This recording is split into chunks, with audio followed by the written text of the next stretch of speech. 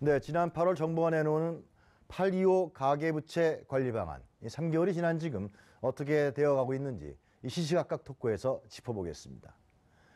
서울 집값 비싼 것은 그리 놀라운 일은 아닙니다. 서울뿐만이 아니라요. 부동산 시장이 전반적으로 그렇죠. 그런데 지난 8월 25일 이 기획재정부와 국토교통부 그리고 금융위원회, 한국은행 또 금융감독원까지 합세해서요. 이 가계부채를 줄여보겠다고 만든 일명 8.25 가계부채 대책. 이 대책이 시행된 이후에 어쩐지 집값이 더욱 고공행진이라는 이런 아이러니는 어떻게 우리가 해석해야 할까요? 그렇다면 가계부채는 해결됐느냐? 그렇지 않습니다. 어떻게 된 건지 전문가 두 분을 모시고서 이 주제와 관련해서 이야기 나눠보도록 하겠습니다. 먼저 원광 디지털대학교 부동산학과 강남훈 교수님 나오셨습니다. 안녕하십니까? 네, 안녕하십니까? 네. 그리고 키움에셋 손우철 전문위원 모셨습니다. 안녕하십니까? 네, 안녕하세요. 네.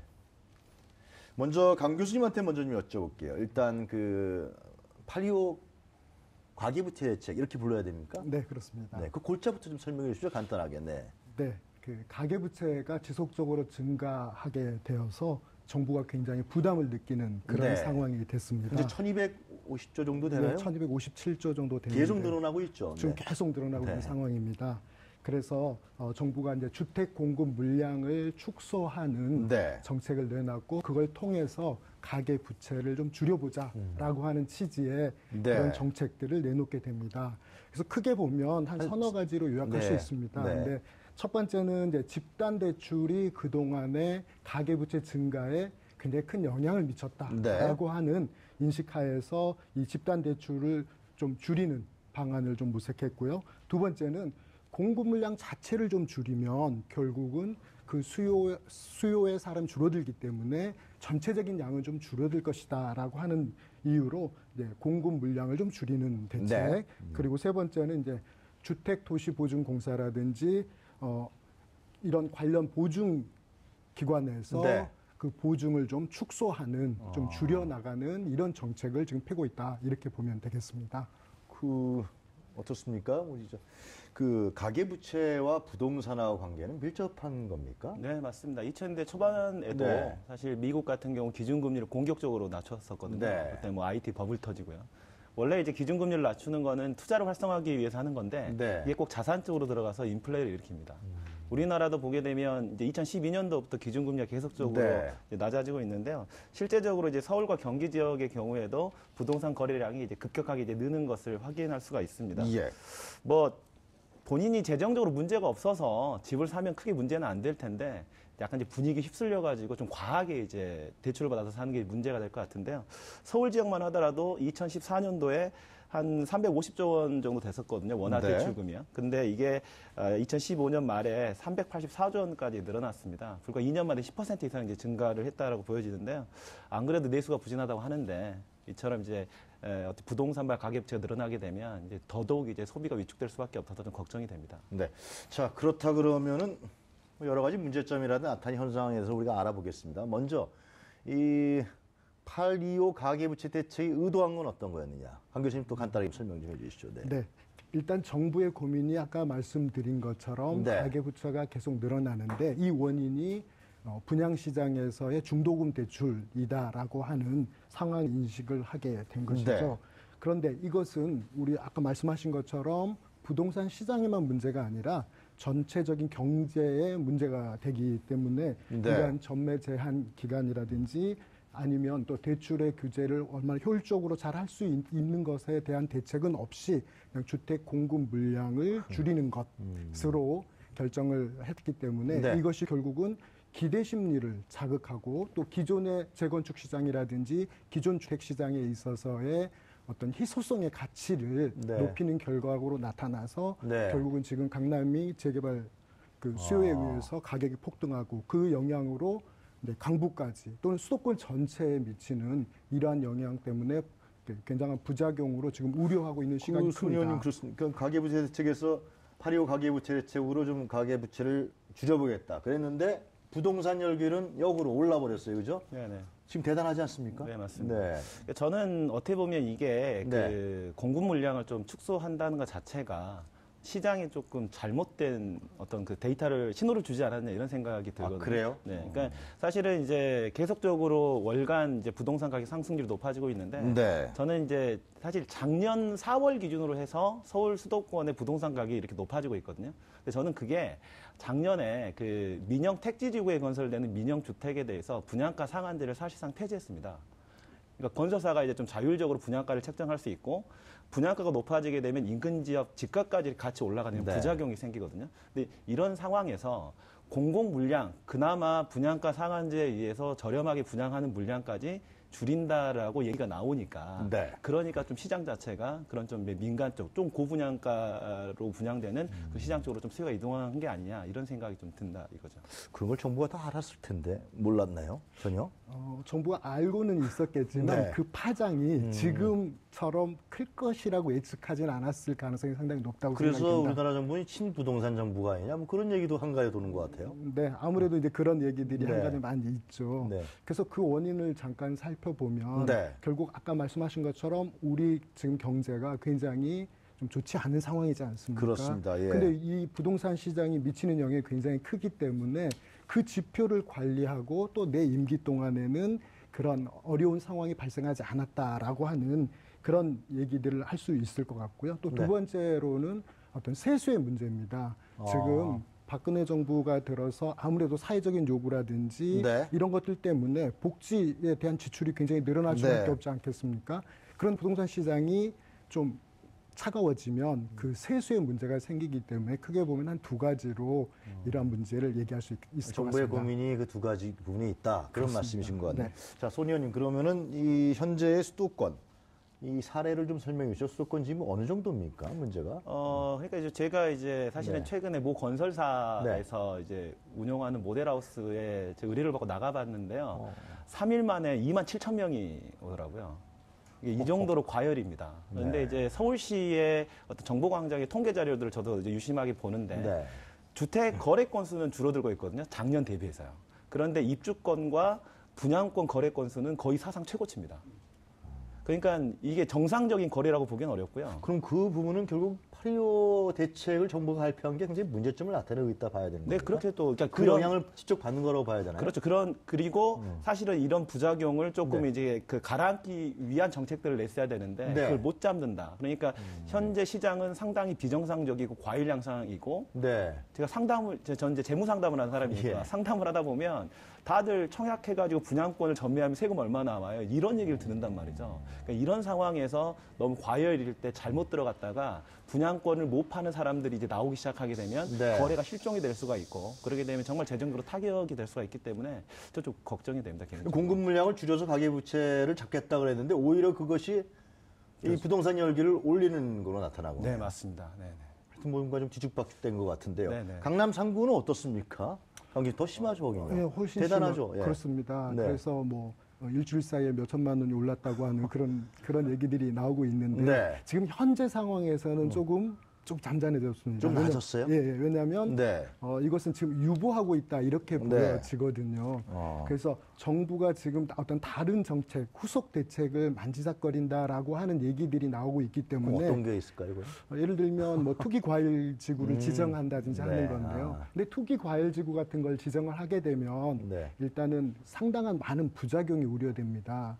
그래서 그 투기 과일 지구가 지정되면 원래 목적을 달성하기보다는 네. 상당 부분 부작용이 더 커지는 그런 상황들이 발생할 수 있어서 정부가 굉장히 신중한 것처럼 보입니다. 네. 그리고 또 일반 그 수요자들도 투기 과열 지구까지 지정하지 않지 않겠느냐라고 하는 기대 심리가 있기는 합니다. 그러나 어쨌든 정부로서는 지금 이 상황에 대해서 어느 정도 진정시킬 수 있는 그런 뭔가를 방안들을 내놔야 지금 되는데 내놔야 되는 시점이 아닌가 생각이 됩니다. 고민이 많겠네요. 네, 고민 많습니다. 강북 지역도 마찬가지죠. 네, 뭐 지금은 너나 할 것 없이 분위기가 정말 과열 같아요. 네. 그러니까 일단은 뭐 아파트, 그러니까 고분양가로 네. 분양을 한다라고 하면 뭐 청약 경쟁률이 엄청 나니까요. 그래서 지금 상황은 조금 관망하는 게 현 상황으로 좋지 않을까 그런 생각이 좀 듭니다. 좀 전에 그 손 의원님께서 분양가 상한선 폐지했다는 얘기를 하지 않았어요. 네네. 근데 하여튼 제일 중요한 건 우리 소민들 아니에요, 서민들, 네네, 집 없는 그렇습니다. 서민들, 네. 결국 이제 결혼해야 되는 젊은이들 이런 문제인데 지금 보금자리 이런 부분도 사실상 폐지됐죠. 네, 사실상 폐지됐다고 봐야 되죠. 예, 그렇습니다. 왜 그런 겁니까, 그거는? 정확한 이제 원인은 보금자리 주택에 대해서 네. 일단 그 수요자들은 있기는 하지만 다른 쪽에 어떤 그 정부의 자원을 공급하기 위한 것이 아니냐. 그리고 또 하나는 결국 아까 말씀드린 것처럼 대출에 대한 규제 차원에서 이 부분을 좀 축소한 게 아니냐 하는 그런 생각이 듭니다. 제가 조금 첨언을 좀 네, 드리면요. 그러시죠. 네. 사실 8월, 9월에 이제 너무 보금자리 신청자 수가 이제 증가를 해버린 거죠. 그래서 방 교수님이 말한 것처럼 재원이 부족하니까 갑작스럽게 자격 조건이라든가 그다음 한도 자체를 이제 줄여버린 거죠. 그러니까 자격 조건만 보더라도 신청 자격 기준이 담보가 되는 주택 가격을 9억 원에서 3억 원으로 낮춘다라든가 아니면 뭐 기존에 5억까지 대출 받을 수 있었던 거를 1억으로 줄인다라든가. 아니 5억에서 1억을 내버리면 사실상의 그 대출이 안 되는 거 아니에요? 그렇죠. 그러니까 그러면 이제 사실 요즘에는 이제 조금만 뭐 전용 면적 기준으로 해서 60제곱미터 넘어가도 3억 원이 넘어가는 것들이 많으니까 사실상 이제 올해 연말까지는 보금자리로는 이제 받기는 좀 어려워지지 않았느냐 이런 생각이 들죠. 시집장가 가는 젊은이들 고민이 많겠습니다. 아주. 네. 자, 중도금 규제 문제도 심각한 거 아닌가요? 하여튼 이번에 대책을 보면은 뭔가 서민들을 위한 대책은 아닌 것 같다. 볼면소들이 많이 나오는 것 같은데 네, 어떻습니까, 예, 교수님? 아무래도 중도금 대출을 줄이게 되면 실수요로 자기 주택을 마련해야 되는 사람 입장에서는 굉장히 난감한 상황입니다. 그러면 이 부분에 대한 문제점이 분명히 부각이 됐기 때문에 집단 대출은 좀 억제를 하더라도 상황에 따라서 맞춤형 주택의 대출을 만들어내야 될 것이고 그 상황에 맞춰서 그분들이 수요를 충분히 공급과 수요가 맞아들 수 있도록 하는 정책이 나와야 될 터인데 이 부분이 지금 현재 굉장히 난감하고요. 그리고 이제 그것뿐만 아니라 취약계층이라고 할 수 있는 이런 부분들은 대출이 규제가 되면 주택 마련할 길이 없습니다. 그래서 이런 부분들에는 선별적으로라도 특별한 어떤 통로를 만들어줘야 되지 않겠는가 하는 생각입니다. 두 분 말씀을 쭉 들어보니까 지금 정부가 가계부채가 워낙 늘어나니까 그 부채를 나중에 뭐 금리가 인상된다든가 지금 미국도 영향을 받고 있기 때문에 그러면 이제 상당히 국민적으로 문제가 심각해지니까 가계부채를 줄여보자 해서 내놨는데 부동산 관련 대책을 내놨는데 오히려 이 부동산 열기가 올라가면서 서민들에게 더 나쁜 영향을 미치고 있다. 악영향을 미치고 이렇게 정리도 되는 겁니까? 그렇게 정리해도 지금 현재 과언이 아닌가요? 상황을 맞춰서 생각해 본다면 과언이 아니라고 할 수 있을 것 같습니다. 근데 이제 제가 봤을 때는 조금 이제 중서민층 입장에서 그 관점을 좀 한번 바꿔보실 필요가 있을 것 같아요. 그러니까 제가 봤을 땐 지금 더 위험한 거는요 추격 매수거든요. 그래요? 그러니까 고분양가로 분양을 하는 이 주택을 약간의 어떤 내 집을 그래도 마련해야 된다라는 압박감 때문에 과도하게 대출을 받아서 하게 되면 마치 2007년도에 어떤 일이 있었냐면 그 당시에도 이제 지금이랑 비슷했거든요, 분위기가. 고분양가로 분양받았던 것들을 분양받았는데 나중에 가격이 하락하고 이제 이자 부담이 생기니까 이제 거의 이제 돈도 제대로 이제 자기가 모아놨던 돈을 이제 거의 이제 없애가면서까지 집을 팔 수밖에 없는 이런 사례들이 있거든요. 그래서 지금은 오히려 중서민층 입장에서는 조금 관망을 하면서 부채에 대한 한도, 나의 어떤 소득 여력을 조금 생각을 해가면서 내 집만에 대한 계획을 세우는 게 좀 좋지 않을까. 작년에는요, 저도 기억이 나는데 최경환 부총리 시절에 하여튼 그 전세가가 워낙 튀어버리니까 그렇지 않습니까? 결국 어쩔 수 없이 많은 사람들이 전세자금 뛰니까 대출 받아서 집을 많이 구매했잖아요. 사실상 그 가계부채의 가장 주요 원인 중에 하나였다고 그러던데요. 네, 맞습니다. 이런 부분들을 어떻게 해결할 건지 앞으로 참 궁금해요. 전세 가격의 상승은 이제 정부의 정책도 하나가 있고 또 하나는 이제 저금리 시대가 장기적으로 이루어지면서 그 전세를 가지고 있던 이제 공급자, 예를 들면 뭐 임대인이라고 할 수 있겠죠. 이제 이런 분들이 월세로 전환하면서 전세 수요 자체는 늘어나 있는 상황에서 공급이 줄어들다 보니까 이제 그런 이유로 인해서 차라리 그럼 사자라고 하는 얘기를 할 수밖에 없는 상황이었죠. 주현 부총리는 아니라 그래도 사실상 조장한 거 아니에요? 저도 그렇게 생각하는 분이 큽니다. 그렇군요. 근데 그러면 앞으로 말이죠. 좀 이 문제에 대해서 두 분의 좀 고견을 듣고 싶은데 어떻게 해야 됩니까? 이 문제에 대해서. 저는 이제 제가 이제 30, 40대 딱 중간에 있는데요. 제 친구들을 만나보면 괜찮은 직장에 다니고 있는데도 애를 안 낳거든요.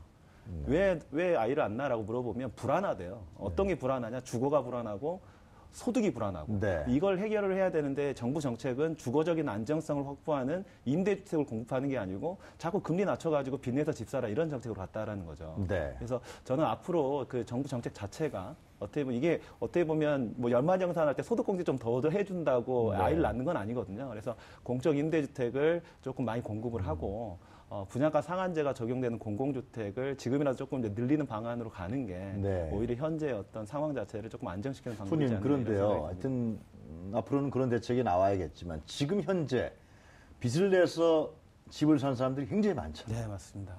근데 이분들이 예를 들면은 뭐 채무가 더 발생한다든가 아니면 금리가 인상된다든가 이런 영향을 받으면 이 문제는 어떻게 처리할 겁니까? 그래서 지금 이제 8.25 가계부채 대책이 나왔던 거로 기억하는데요. 네네. 네. 근데 이제 이거는 현재 상황은 약간 이제 오작동이 되고 있는 것 같거든요. 네. 그러니까 지금 상황에서 저는 뭐 정부 정책보다도 오히려 중서민층한테 조언을 드리고 싶은 게 네. 현재는 추경 매수는 상당히 위험하다. 위험하다, 그리고 일단.